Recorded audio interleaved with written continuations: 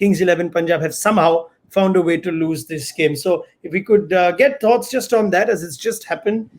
Tom, Anil Kumble and KL Rahul have a look of resignation in the dugout. How on earth has that happened? Can you explain it? Oh, well, the only way you can explain it is winning is a habit, and unfortunately, so is losing.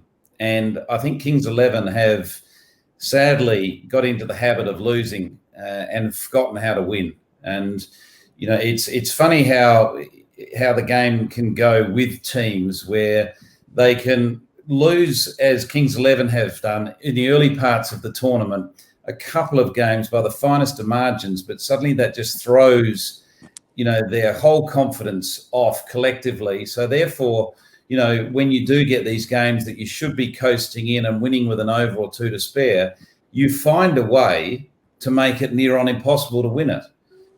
So another cruel blow for Kings 11, just missing out on the finest of margins. What was their opening stand? Agarwal and KL Rahul had 115 on in 14 overs. Yeah, 115 without loss in 14.2 overs. Yeah, that is just criminal. They have presented the game on a silver platter to their team, but sadly, the rest of the team couldn't finish the job like they should have done.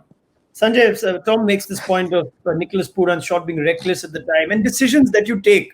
KL Rahul decides he plays a certain way. You send Prabh Simran Singh in ahead of a Glenn Maxwell who's been out of sorts. Do these little decisions, again, represent a dressing room which is confused? Not so much about the dressing room. I'm going to focus on KL Rahul. Okay. Because this is now the third time that we've seen him play like this. If you remember, Ian Bishop made the point in that match against Rajasthan Royals at Sharjah, and Mayank Agarwal was going at 200 strike rate. KL Rahul went at 127, and they lost the game. And I'm not putting all the blame on KL Rahul, but this is a guy who can go at 160 the whole season. It happened in 2018. He's just playing differently in the last two seasons for his franchise because he feels he's the man to be batting out there and because the others aren't batting too well. And I got that impression today as well. While Mayank Agarwal was the more aggressive, what Rahul is trying to do is just stay there and try and take care of the others, making sure he's like a glue in the innings. But that's so dangerous in a T20 match when you have a long partnership. And today the pitch was a little sticky, so it wasn't easy for new batsmen to come in and get going. And Rahul was just looking to take it till the end. Dangerous tactics. Mayank Agarwal gone. Pooran actually made it easier by playing a couple of big shots and then played a Pooran shot. That's how he plays. He hit a six, hit a glorious boundary, tried to hit Narayan out of the ground, got out. But I think much of the blame, I'm sorry, has to be carried by KL Rahul in the way that he's batting since the last 2 years when he's become this key batsman for Kings 11 Punjab. When he plays for India, his strike rate is 145. Why is that? Because he knows that there are other players in the team that, can shoulder the responsibility if he gets out. In internationals, in T20 internationals, we have more quality bowling attack, but his strike rate is better in T20 internationals as opposed to the IPL in the last two seasons. KL Rahul is the man that Anil Kumble has got to talk to.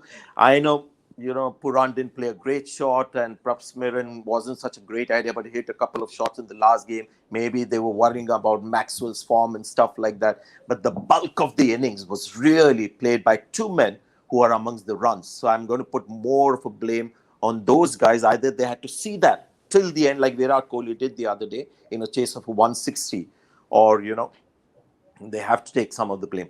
All right, strong words. Do you share that sentiment, though, Tom? Because you have a different view, that KL Rahul's numbers are more than acceptable and that you would put the onus on the others then if so much of the job is being done by Rahul and Agarwal.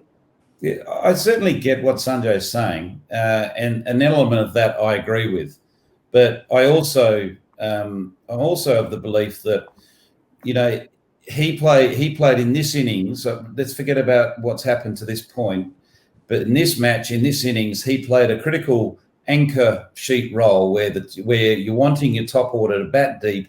He's done that at a strike rate of a tick under 130. Okay, we know he can go at a greater rate than that, but he was at 130, which was reasonable.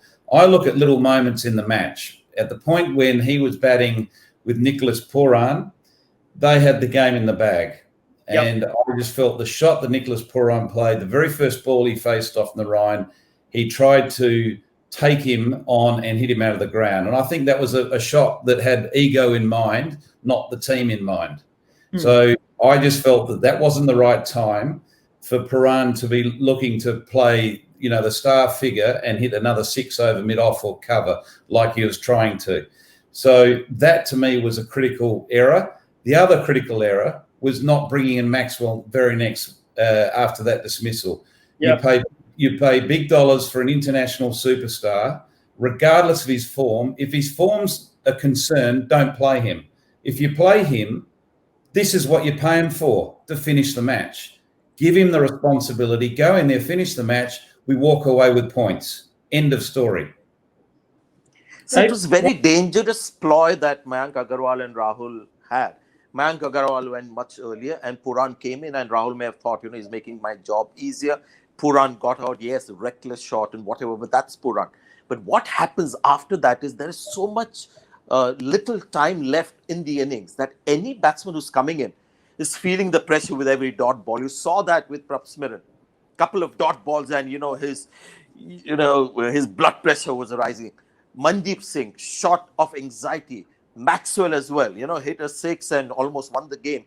But time was running out, and I thought it was dangerous tactics to be going at that tempo for so long, and especially with somebody like KL Rahul. I mean, this is twice that we've seen that Mayank Agarwal has outscored KL Rahul.